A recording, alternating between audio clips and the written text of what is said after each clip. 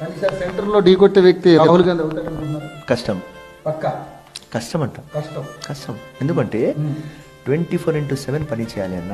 ఉమ్, నరేంద్ర మోదీ నా ఆపోజిషన్, ఉమ్, కానీ నా ప్రధానమంత్రి. ఆ ప్రధానమంత్రితో నేర్చుకుంటా నేను ఒకటి ఏమంటే ఒక్క హాలిడే కూడా తీసుకోలేదు. మార్నింగ్ 5 o'clock నుంచి నైట్ 10 o'clock దాకా పని చేస్తాడు.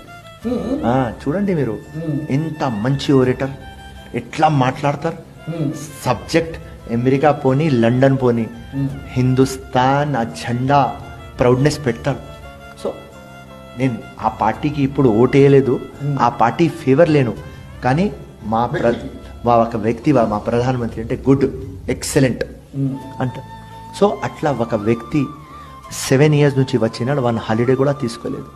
ఆయన పిఏ ఆయన పేషీలో పనిచేసే ఒక వ్యక్తి, నేను పేరు చెప్పను, నాకు పెద్ద నాయన ఒక పెళ్లిలో కలిసినాడు నాకు